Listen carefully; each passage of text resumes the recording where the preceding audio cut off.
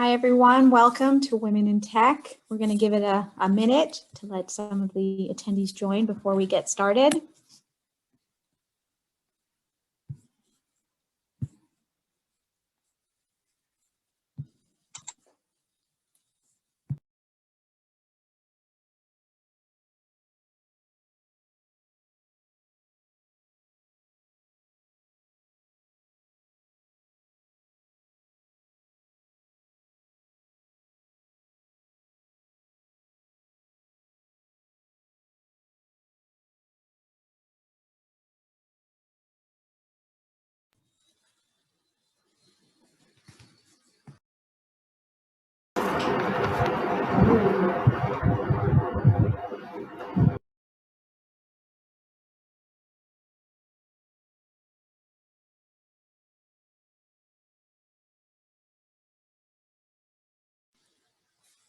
Okay, I think we can get started while more attendees roll in.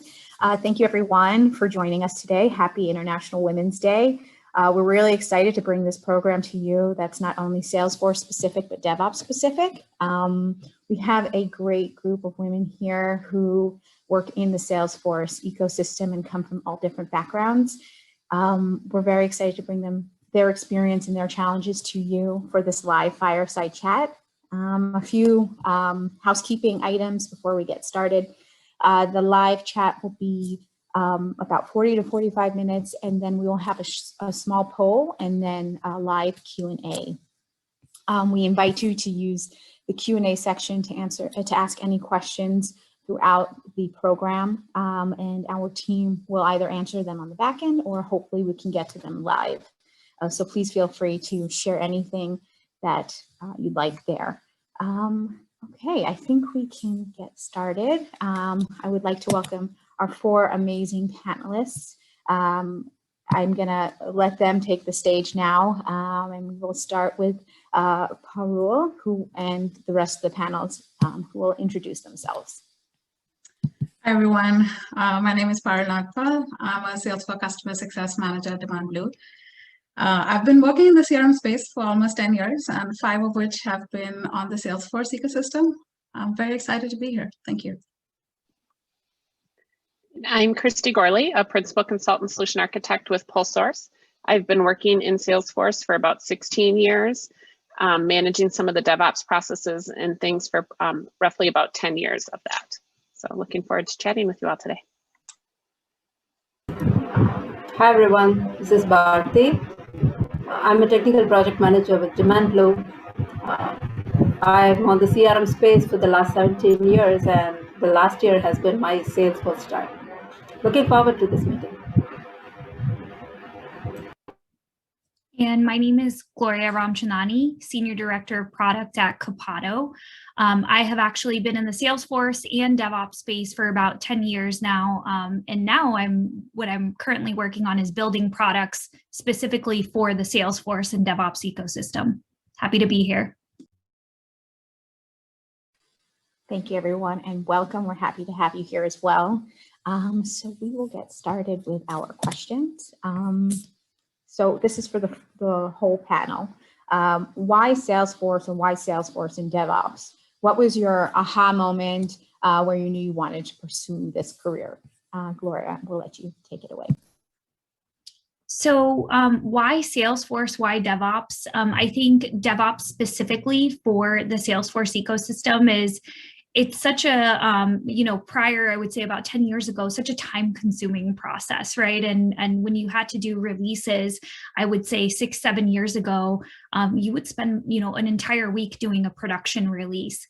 And so my aha moment, and when I knew that I wanted to pursue a career specifically in DevOps, was really after going through a really tough go live with a large customer. And I knew that there had to have been better solutions out there. And that's, years and years later, I now am at Capado, but my aha moment, I would say, was when I was actually living through that pain of going through a release and finding so many gaps in the process, in the DevOps process. Thank you, Gloria. We're going to move on to Christy. It looks like Bharti might have lost connection. So I'd say why Salesforce is just the speed of changes, the ability to meet multiple business needs within the same system and work with different teams and really bring anything you want into Salesforce. Just very flexible, work with small and large scale projects and things. And then DevOps, so a lot of what Gloria said is just, years ago, it was very painful. It can still be painful if you work, if I'm with a client that doesn't have anything in place and isn't willing to try anything, and you're still using change sets and things like that to deploy. But there's so many tools out there now that you can use, like Capado and others. And it's really fun, and it's kind of putting those puzzle pieces together. So that's why. That's my why. And Paro? Yeah, for Salesforce, it's such a diverse platform. You get to implement so many different solutions on the same platform. It's just so diverse. Every day there's something new to learn. And I think my aha moment was actually my first project on Salesforce. In February of 2017, me and my team, we'd been prepping to say goodbye to the old SAP CRM application and move to Salesforce. It was a large global transformation program. I got the opportunity to lead one of the first requirement workshops for that project with a fairly large stakeholder audience. And I think I represented my entire team. I trailblazed through that workshop. It was, I believe, a defining moment in my career and a revelation for myself of my capabilities and what I really wanted to do in my career. I think that was my aha moment. And Bharti, you're up next. Hi. So I came from Oracle Siebel background, and I came to know that Demandblue was also looking out for a CRM consultant. And when I was interviewed by our AVP, who also came from the same background, so it was interesting when we were having this conversation about how cool Salesforce is, the ecosystem itself, the data model and all that. So he gave me the brief about it.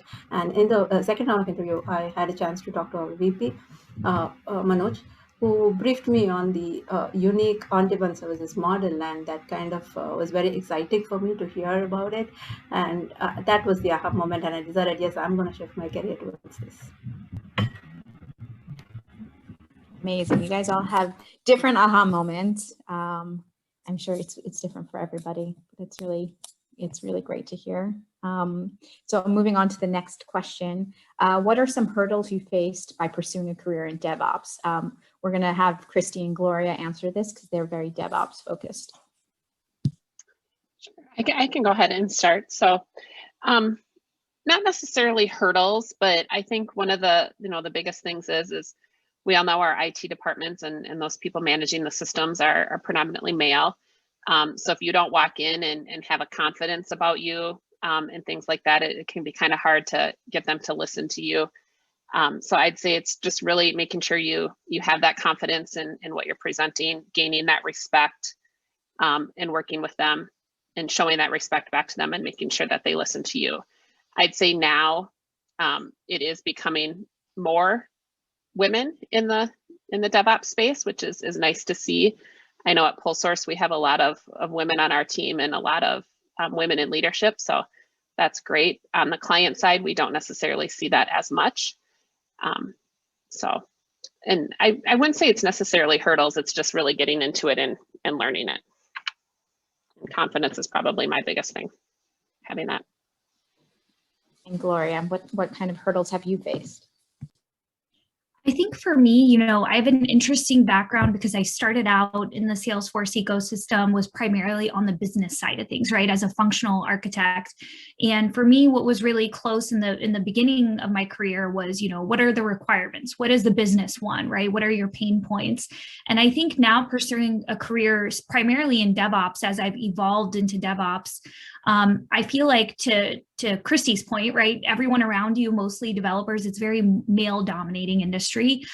So being able to set a presence in the room, but also to be able to prove that there is value in business thinking, right? And when we think DevOps, we think everything is very developer focused, but the gold mine in DevOps is when you can bridge the gap between what you're technically building and releasing and what the business value is, right? And so I think being able to speak both languages, the business language and the developer language, and being able to see that 360-degree view.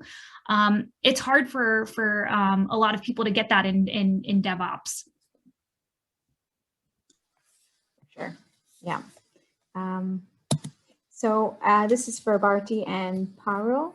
As a woman, I mean, that's the elephant in the room here. Have you faced any challenges in your personal career growth, and how did you overcome them? Bharti, you first. Yeah. Of course, yes, we have faced a lot of challenges, women in the field. I would like to, quote a few of the instances where, how I overcame my challenges. So first was I had to prove myself at every juncture, be it when I had to ask for promotions or hikes or an on-site opportunity that I'm confident that I'll be able to handle, right? So as a woman, you always need to give additional data points, prove yourself for every single time. You cannot go wrong at any moment. No, definitely that's going to be recorded and then back not only for yourself, but that's going to create an image for your entire breed, right? So this is how women work, and they tend to make mistakes. So though it is common across, so we have to be more cautious in our work and the delivery. That's the first. And the way I handled it in giving data points is I kept learning and adding learning to your credits, improving that not only changes the image about you, but also gives you more self-confidence once you have the right content to back you up. So that was the first challenge. And secondly, as a woman, on the personal front, when I had to take care of my baby and also of the family emergency situations, how I overcame is, especially at work, I used to communicate. I used to ask for help. I used to let them know that, yes, I'm having trouble at home. I have to balance both. So whenever possible, we can delegate work, ask for help, and ensure that we communicate that beforehand. I think that will give us peace of mind, as well as, help us take care of the work stuff. Yeah, that's it, Rebecca. And then Parul? I think my number one challenge was dealing with preconceived opinions about what my personality or capabilities should be based on my color or ethnicity or gender. Back in 2015, I was fresh off the boat. I was still learning how to navigate in this new country and career. And there were multiple instances when someone tried to crush my voice or shut my ideas in a meeting or a conference room. Frankly, I did not know how to deal with it initially. It was a constant struggle to keep my head above the water. I put up with it for almost 2 years, during which I realized it had nothing to do with my ability to deliver. I spoke up, I brought it to the attention of the right folks, I presented my case, and ensured that appropriate action was taken to put an end to that situation. I think that was probably the number one challenge I faced as a woman in my career.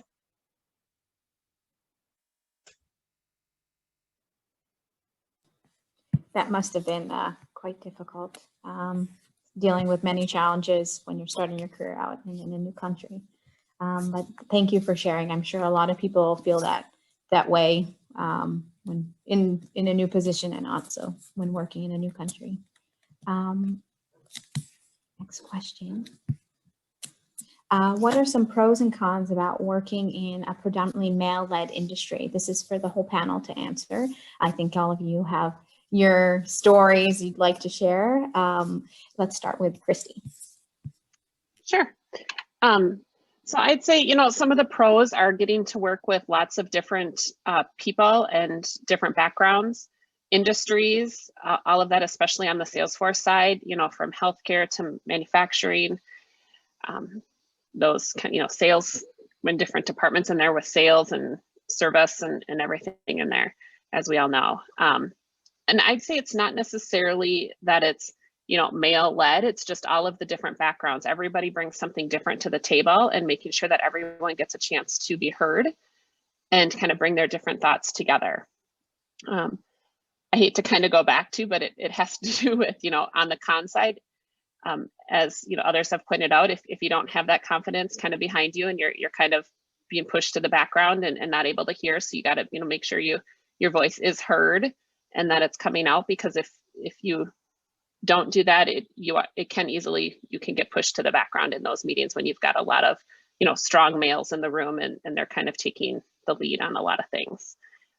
So that can do it. And some of it is, it could be cultural based. There are, where women aren't as valued in that, and it doesn't matter what your particular cultural or ethnic, color or any of that kind of stuff is background. But if you're in a room and on a call with others where they don't value, the female voice and things, it can make it harder as well. So just learning to kind of work in those kind of situations.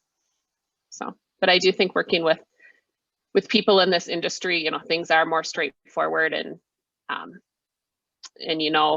you can bring different things to the table and what works and what has worked in the past and what maybe hasn't worked, and all come together to good ideas. Yeah. Thank you. And Pablo, would you like to share some of your pros and cons? Sure. I'll start with the cons and I'll come to the pros. I think sometimes people will try to take away opportunities with you based on the assumption that maybe you're not aspirational or ambitious enough being a woman. Some people don't like to take direction from a female leader. A lot of people will attribute your success to being a fluke or a chance, and you have to work harder to prove your mettle. Someone will call you a diversity hire or undermine your talent. But I think once you start to deliver tangible, quantifiable, measurable results consistently, right, these things fade away. And because your work speaks for itself. Once you overcome these barriers, you start to get the respect and acknowledgement for your work. And I think being a female makes you more compassionate and organized as a leader. Women rate high in empathy. I think we're able to put ourselves in others' shoes and help bring a broader perspective and insights into any conversation, whether it's with your team or your client. So, yeah. Thank you. And Gloria, would you like to also share some pros and cons that you've witnessed working in a male-led industry? Yeah, I feel like I'm a bit of an optimist, so I do see a lot of pros. I think there's some cons, but I think we're at such a special time that you can make a change. And so I think right now with a bit of the imbalance, and you see more men in the industry, I think that's just the nature of the industry, but that does create a lot of room for improvement and change, and you can be a part of that change. And it also gives you more learning opportunities for your career. And I'll give an example. I would say, a few years ago when I started at Capado, we had very few women, but we started a women's network. It was a grassroots effort, and it feels really good to say that I was a part of that change, that I did drive more diversity in some way, shape, or form. And so I think driving change is probably one of the pros. I also think persistence. I feel like as a woman, just naturally, I feel like I tend to either, shy away in the background, or, it's hard for me to say no sometimes. But I think as my career has evolved, I've learned that, persistence, and they've got that kids book, She Persisted, right? And it's, ask, and continue to ask. And if you hear no, it's okay. You can still continue to ask. And so I feel like that's been such a valuable lesson and learning experience for me in my career, of, continuing to ask and not being afraid of what I'm going to hear back, whether that's, a yes or a no. And then I think one of the cons is, Christy, Parul, Bharti, I heard Bharti mention this in one of the last questions, being a mom of two little young kids, that is the biggest con. It makes it really hard for us as women going through motherhood, taking maternity leave, trying to find time for your kids. And then, once you're done with work, going back at home and having to prepare meals or take care of the family. So I think being able to relate with other people, if you're mostly surrounded by men, it's really hard to carry those conversations around why, it's so difficult for you as a mom to balance work and life. But I think I see this changing, and I do see a lot of change in the industry and more awareness around that. Yes, hopefully, now that everyone's gone remote this year, there's a little bit more sensitivity to that. Especially can be quite difficult. And Bharti, next. Yeah, so I'll start with the pros. So there's always a positive team environment. When you have women in the team, there's a lot of support, There's a lot of happiness in the team, sharing of work. Of course, men are quite considerate, in helping us out and giving us a helping hand whenever we are in need. So that's the pros. But if you have to start with the cons, just like how the other panelists said, voice being heard is the biggest problem that I see when we are, especially, I can just take an example of myself, being in a conference room, a meeting hall with 20 other men, making your voice heard is really very difficult. And I'm not talking about the volume or the tone. So making our points, put forward, and when there's no one else to support it, especially, when it's in terms of diversity or, getting inclusive comments out there. So that is when, you feel that when there are more women in the room, probably they might understand from the dimension that I'm looking at it, right? So that's the biggest con. And secondly, just like how Parul said, we constantly have to keep proving ourselves in whatever we believe and we are capable of, and keep adding data points to us. That's the second one. And of course, the mindset and the mental blocks are changing a lot these days, especially in the last 1 year, when men have been very appreciative of the fact that we were able to run through the entire pandemic because of the support of women at home, especially working women. But there is still a long way to go, definitely, because we're still seeing only common goals for all professional. I don't think there is a different goal set when you're a mom or you're having different difficulties, or somebody differently abled. You could be from various other minorities as well, but there seems to be a fair amount of guidelines to measure each other's performance. That's one thing. Yes, and when it comes to the appraisal discussions or promotions or future opportunities, we have to be given equality. Yeah, that's one of the cons. I think we can all agree on that one. Sure. Unfortunately, that's still a big issue. It seems like it's everywhere around the world and not just in the US. And unfortunately, we're still fighting for that equality. So our next question, Salesforce is such a unique platform compared to other platforms in its culture and in its tech. What was the appeal to working particularly in the Salesforce field? This question is for Parul and Bharti. So I'll let you take it, Parul. I think the first thing is, first of all, how low the barrier in entry is in Salesforce. It is easy to learn. There are so many resources out there which are available online. I'm a CRM enthusiast, and I love helping businesses grow and refine their CRM processes. And especially while working at DemandBlue in this on-demand service model for Salesforce, I think I get to work with multiple clients with different clouds, different apps, different integrations and use cases, and that too in such a short span of time. So I think for me, it's a really great learning experience, and I really enjoy it. The platform is really robust. It's growing bigger and bigger. It never gets boring. You learn something new every single day. Amazing. Yeah, that was changing. And Bharti? Yes, so the Salesforce ecosystem itself, like how Parul said, it's very interesting. It's super cool and it's very fast to learn. If you go to Trailhead, you'll see how interesting it is, the learning itself, right? It's so gamified. And that's evolving at a very fast pace where you feel like I'm making an impact to the business of my customers. So that gives us, such good energy to keep learning and delivering more and more wonderful projects. And there is so much happening around the newer areas like, say, Revenue Cloud or finance, marketing, and analytics. And I'm able to make a change in that, right? So that's what makes Salesforce so fresh. And I think new talents need to come in here and check out how cool it is. And there's immense opportunity as a professional for me individually as well. And also I see it as, I can hold hands and bring up the other women in technology out there to Salesforce. Okay, next question. Zooming through this. This is for Gloria and Christy. Do you think working with Salesforce has opened up different opportunities for you as opposed to working in DevOps on a different platform? And if so, how? Gloria, you Yeah, I'll take that first one. So I really do strongly believe that, the Salesforce community, the barrier of entry, right? It's so easy to get ramped up on the Salesforce platform. You don't need a computer science degree, right? You don't need a formal education in technology.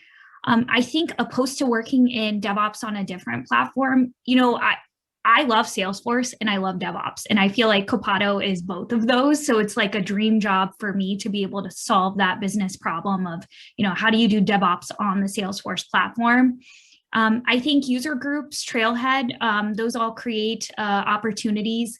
And then I think the openness to help, just in my experience of working with other DevOps companies on different platforms, and then coming back to the Salesforce ecosystem, everyone is so open to helping. And so you can reach out to pretty much anyone on Twitter, on the Trailblazer community, and you'll always get an answer back. And so I love that about the Salesforce ecosystem.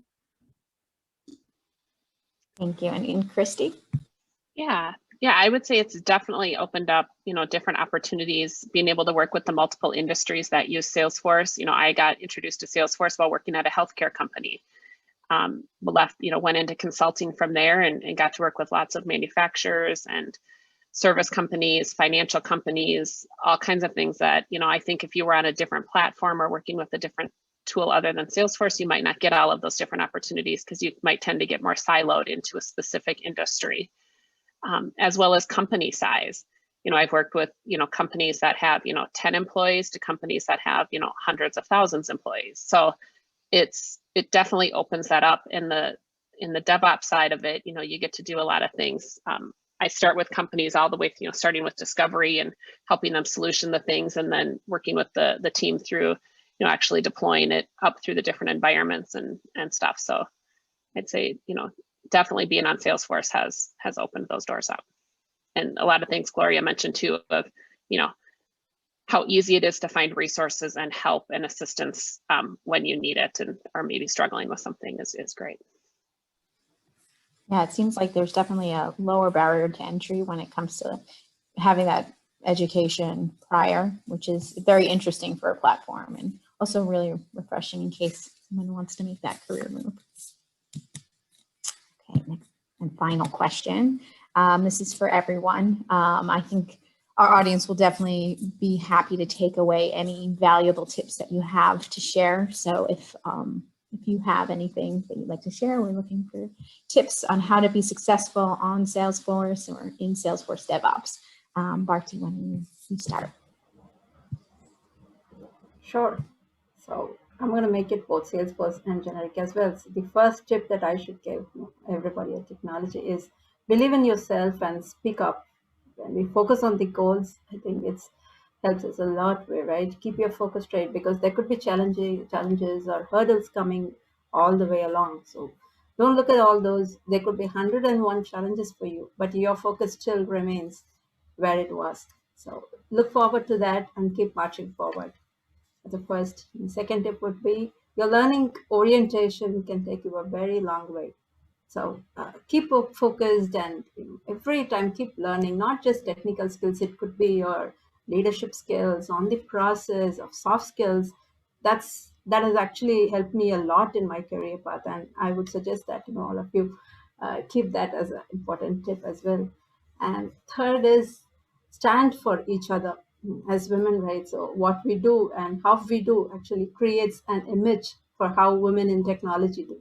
So ensure that we all stand together and we deliver projects with high quality and with a complete commitment. So our talent is what people have to see, and I think our delivery should bring forward the message. So that's the main tip that I would give to young engineers and women in technology out there. Thanks. Thank you. And Gloria, what tips would you provide our audience? Yeah, I think the 3 tips that I would give is, number 1, always ask for help when you need it. Get involved with the community, on Twitter, on the Trailblazer community. There's plenty of groups out there that you can join. We've got women in tech groups as well for each state, city in the US. and ask for help when you need it. Now, I think the second piece of tip or advice that I would give is network. Networking is so important, and it's so important to get to know people outside of your bubble and your circle. And I think, beyond, going to college, getting a degree, your work experience, really connecting with people is so important, because you're never going to know, you never know when you need someone's help, right? And who's going to introduce you to someone else. And so from a career perspective, don't be shy to network, whether that's online, now online, before in person. But it's so crucial to your career development. I think the third thing is, if you're looking to be successful in Salesforce and DevOps specifically, if you go out to, we've got a Copado community, and then also Salesforce has Trailhead, right? There's a lot of modules out there on how to do DevOps for Salesforce, and you can search for those. I think we have a handful of modules, but you can begin to get exposed to what is DevOps and what is DevOps for Salesforce. And there's some badges that you can earn and maybe get to another rank in your Trailhead status. Thank you, Gloria. And Paulo, what tips would you like to share? Sure. I would say be nimble, be informed, keep your minds open, do your certifications, right? Cultivate a solution-oriented mindset, not a problem-oriented one. And lastly, I would say find your balance. I think as women, we force on ourselves the pressure of perfection, but learn to say no. Get your 7 hours of sleep, eat healthy, find time for relaxation and joy. Other things fall into place. Thank you. And Christy, what tips would you share? Sure. I'd say, some of the biggest things is, continue learning. Others have mentioned, go out on Trailhead, other tools that are out there like Copado have learning sites and learning areas.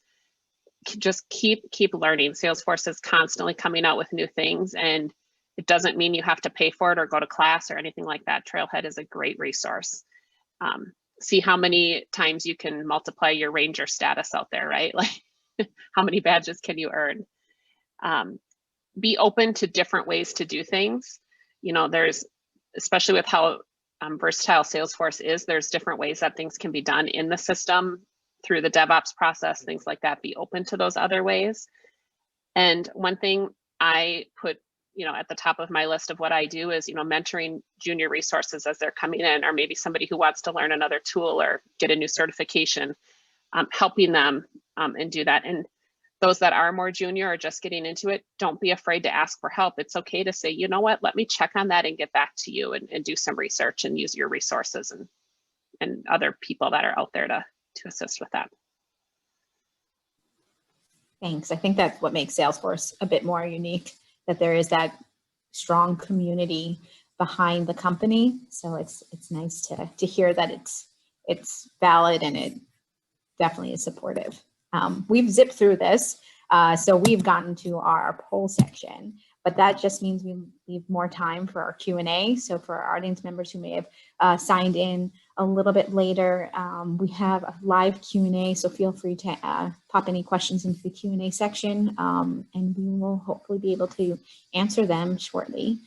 Before we get to the Q&A, we have just a small poll that I'm going to launch to just understand a little bit more about you. It's 4 questions. The first question is, what area of Salesforce do you work in? You can answer multiple questions. We know that sometimes an admin can move to CSM and DevOps. So if you could share your experience with us, we would love to hear from you in the polls. Additionally, we're looking to see where you are in your career. Definitely helpful for us to know what kind of programs we can provide you in the future. And then if you're interested in hearing back from any of the partners who have participated today, do let us know. If you're interested in solutions and their tech, they all have a robust set of solutions that they provide to Salesforce. And finally, we'd love for you to rate this webinar and how valuable it was for you, so we know that we should repeat it next year as well. So I will just let this poll run for a little bit longer.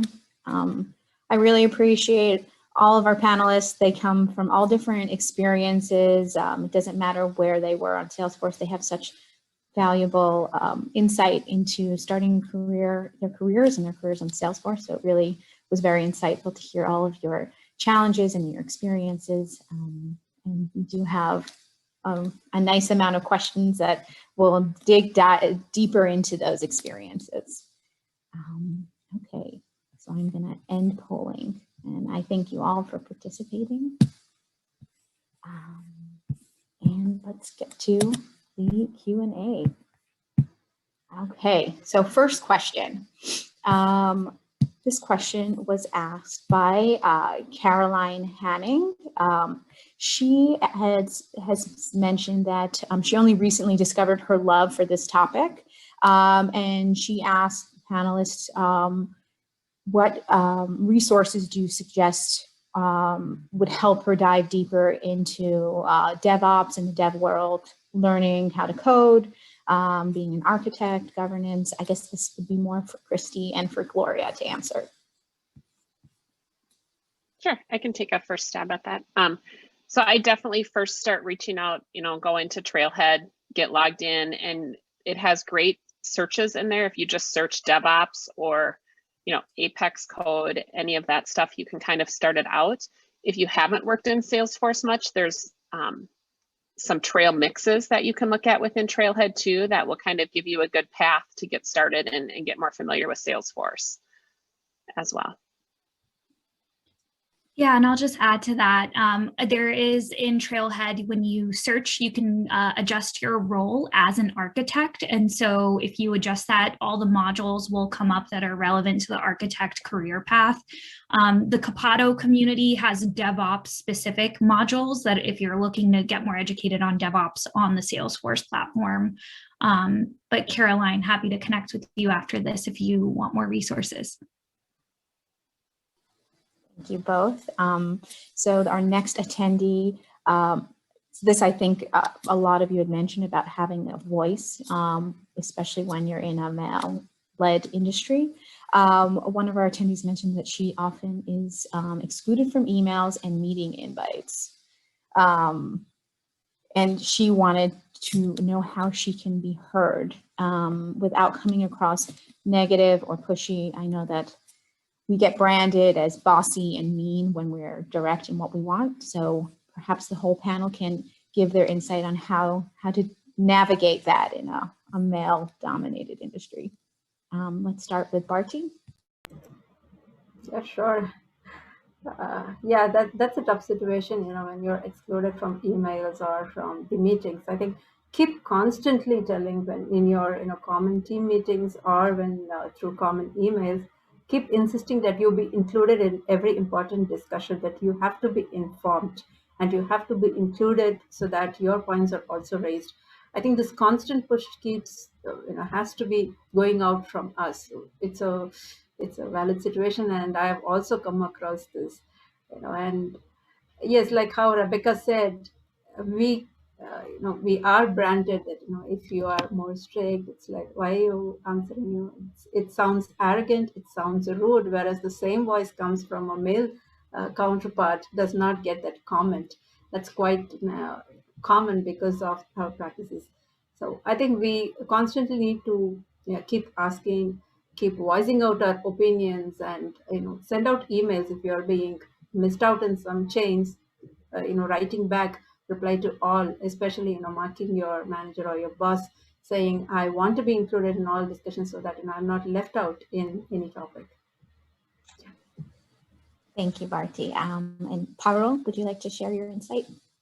Sure. I think in such a situation, it is important that you're able to showcase why it is important for you to be included in those meetings, because where the gap is in your understanding, I think you have to really highlight that and show why it may be impacting your work and why it is necessary for you to be part of that meeting or conversation, or be CC'd on an email, because it directly impacts your work. And it's not just about you trying to, be included on everything or have a say in every decision that's going on in that meeting or in your project. But it is important for you to perform in your role, to be empowered to perform in your role. So I think it's important to highlight where it might be impacting or what's the gap if you're not part of it. Thank you. And Christy? Yeah, I'd say too, lead by example. If you're sending an email or you receive an email and you realize maybe when you're replying that somebody's left off, go ahead and add them to it.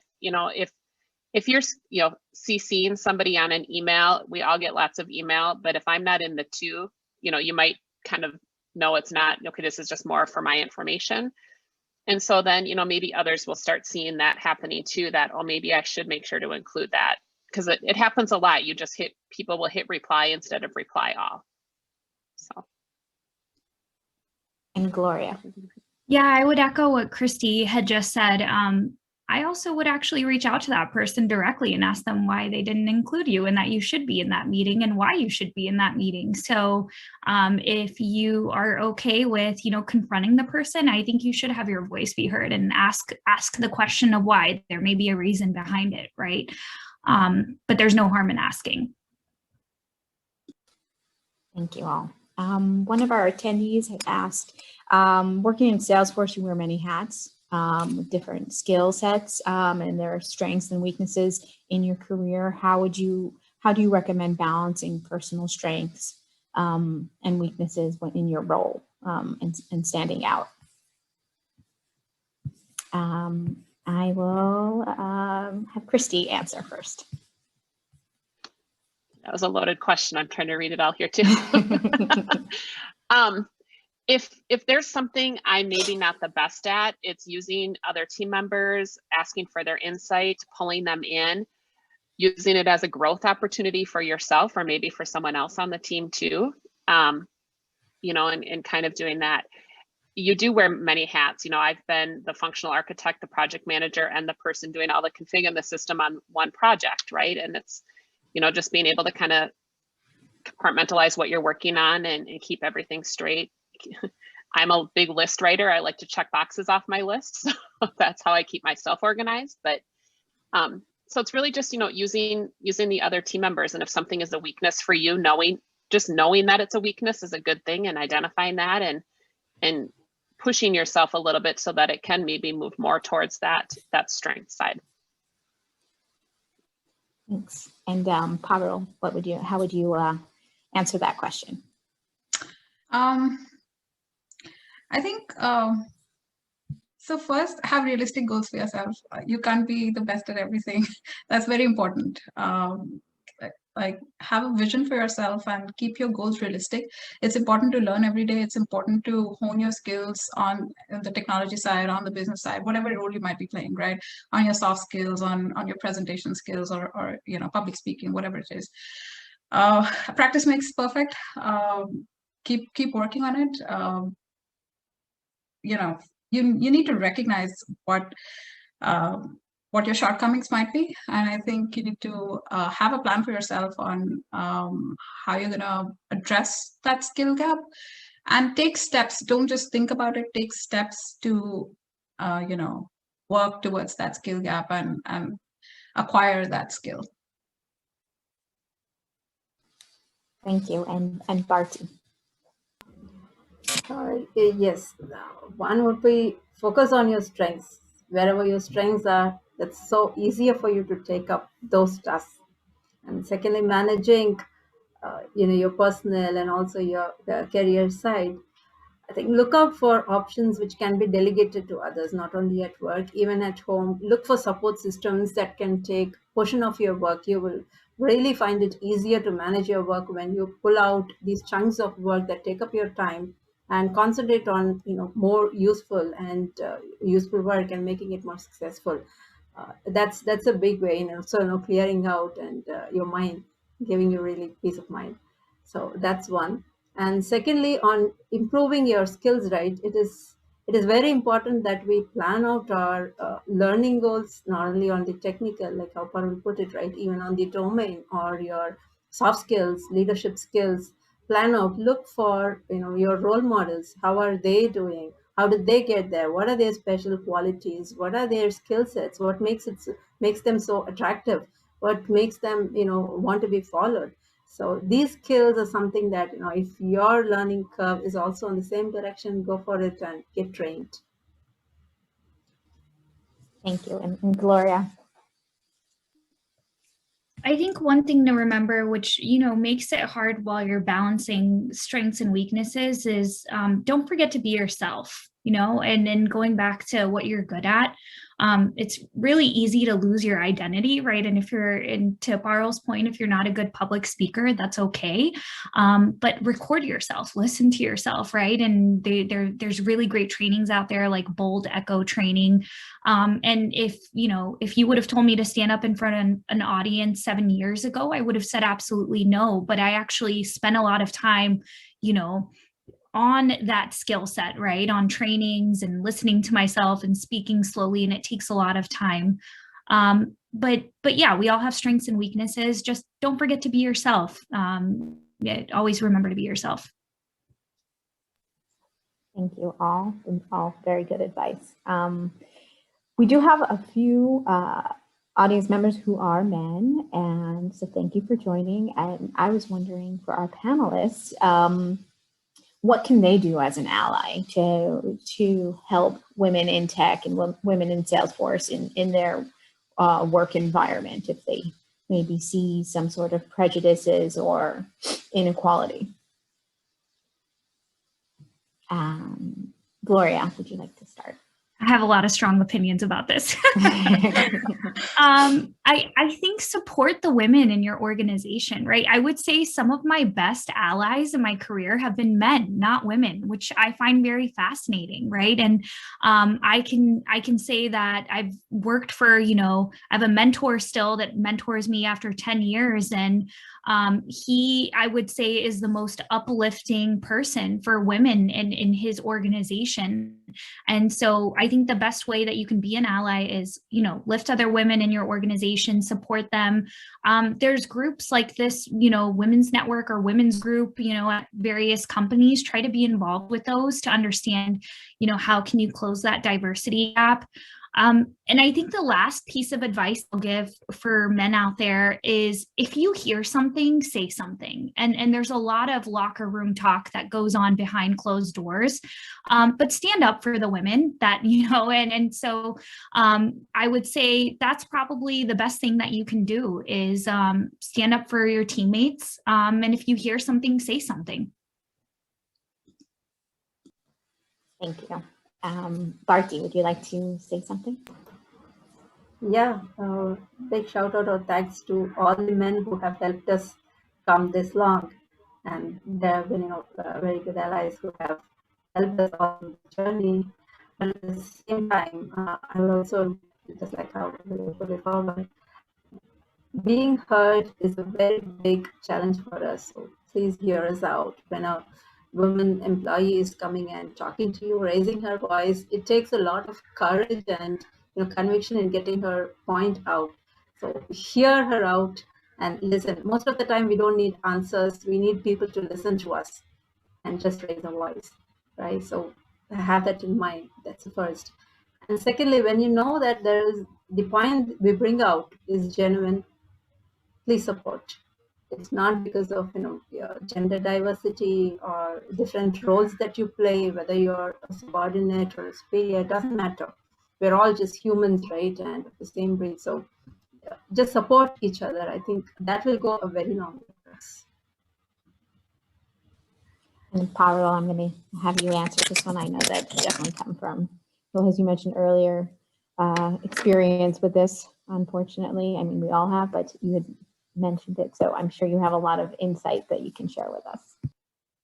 So I think the first thing, like Bharti said, listen to women, educate yourself, notice and correct unconscious biases about women. It's very important, right? Advocate for changing the environment and company policies if you are in that position. Hire, pay, promote women if you're in that position, right? And meritocracy speaks for itself. give due credit where it is deserved. Thank you. And Christy. Yeah, I would say, if you see someone that's kind of being left out of the conversation, try to pull them in, ask for their opinion. And I'll give credit to Amanda. This was on my list to say too. She did post it out there as a question. Don't interrupt, or if you do see somebody that does get interrupted or talked over, make sure that they get a chance to get their point across and be heard. Definitely important. Yeah, thank you all. That's all very valuable advice. Sometimes can be difficult, unfortunately, but you have to stay strong in the fight. We are going to come to a close soon. I've got 2 other questions. I'm going to combine them. One of them is about applying for Salesforce DevOps careers, what kind of resources are out there. And the other, one of our attendees kind of fell into the release management field. So both of them are kind of community related. Where can one find a mentor or for career development? And then where can somebody find a job in Salesforce? What kind of forums do you recommend? So Christy, I'll let you start. Sure. So I would, definitely take a look. Not sure where you're located, but there's user groups out there. Those are great resources to kind of reach out to, get connected with. At every single meeting I've been to, I know there's always people standing up and saying, here's the openings we have, or hey, I'm looking. If you're looking for someone, please reach out. LinkedIn is a great resource. Look out there. There's job postings out there. Update your background on LinkedIn, and you'll be surprised. People will most likely start reaching out to you if they see that you're looking and interested, especially with Salesforce and stuff. So those are great things. And then there's always specific, if you know of companies that you're interested in, start checking out their pages and their careers and what they have, and reach out to your network of, that you have and connections you have, and they might be able to make some introductions as well. Thank you. And Parul, do you have any insight where someone can look for mentorship or careers in Salesforce? So I would concur with what Christy said about LinkedIn. It is the #1 source for finding great jobs out there. If you're looking for a job, update your LinkedIn profile, update your resume. And this is not directly related, but don't have a really long resume. Keep it short. I think that's a tip not many people give you, or I think when we try to write a resume, try to fill in as much information as we think it is important for us to highlight. Keep it short. Showcase the work that you've done. There are other portals out there for finding jobs. Even a company career website on Salesforce Partners or Salesforce itself is a good place to start looking for jobs. And for mentorship, there are a lot of communities and trailblazer groups out there which you can join, and you'd be surprised to find the kind of inputs that people will give you if you're just willing to ask for help. Thank you. And Bharti, you're out in India, so maybe there's other forums that one can use to find Salesforce jobs. Do you have anything you can advise? Yeah, for job searches, LinkedIn is the top. Of course, in India we do use Naukri and a couple of other job search sites that are chopping. But keep looking out for the partners of Salesforce. That's where you tend to get better opportunities, and do your research before you go and apply for it on what kind of business are they doing, and who are their customers. Will I be having long-term opportunities with this? So do your homework before that. And as long as mentorship, I think Parul had it right. Go to the community. So there's a lot of happening, and it's quite live. A lot of Salesforce experts sharing their views whenever you have questions or mentorship. They're looking forward to. I think Salesforce community is great. There are groups for various areas to it. And in the Trailblazer community, there's a trail. If you go to Trailhead, there's a Trailblazer Connect, which actually has some ways that you can connect to employers. I know we at Capado do have a mentorship program as well geared towards DevOps. And then there's a DevOps like talent specific hub if you're looking for a career specifically in Salesforce and DevOps. I'll put those links in the chat window for those that had questions. Great, thank you all. I think we've come to an end. We zipped through that and we had a lot of time for the live Q&A, which definitely is valuable and could address some concerns from the audience. I want to thank you all for coming today, our attendees for taking the time to join us, and then of course our wonderful panelists who took the time out of their busy day to take over the world, to be with us and share their experiences. We will have this video live and we will be sending a follow-up for anyone who wants the video to review in the future. So thank you again and happy International Women's Day.